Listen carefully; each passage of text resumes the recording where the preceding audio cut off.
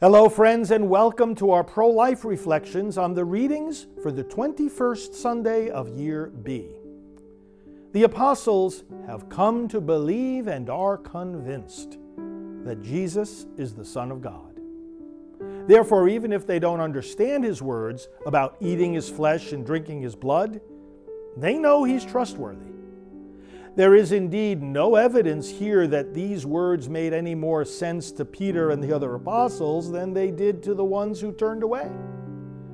But as St. Thomas Aquinas would write centuries later in the hymn Adoro Te Devote, "What God's Son has told me, take for truth I do. Truth himself speaks truly, or there's nothing true."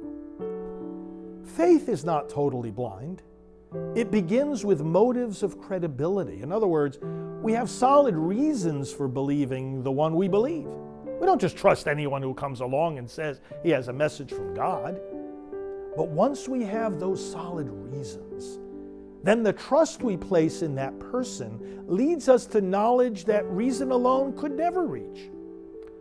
The church, furthermore, doesn't reject freedom of choice, properly understood. God demands that we choose, as Joshua told the people in the first reading, and as the hearers of Jesus did.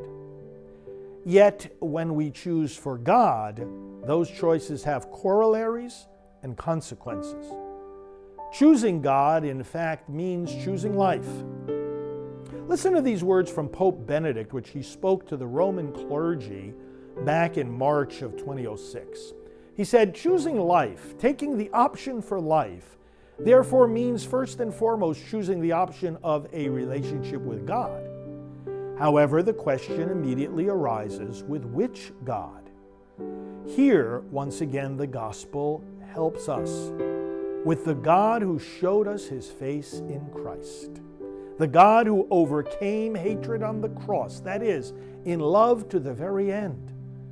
Thus, by choosing this God, we choose life." Thus spoke Pope Benedict. We choose again in the Eucharist. Coming to communion, we are renewing our fundamental choice to serve God, to believe Christ, and to live as the Church teaches. The Church does not propose maybes to us, but certainties, by which we then find the strength to do what Paul describes in the second reading, to give ourselves away for each other. He speaks of a mutual subordination and self-giving love of husband and wife.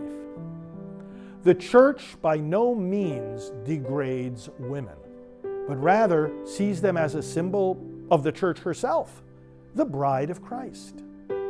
All in the Church are called to the self-giving love that Christ lived.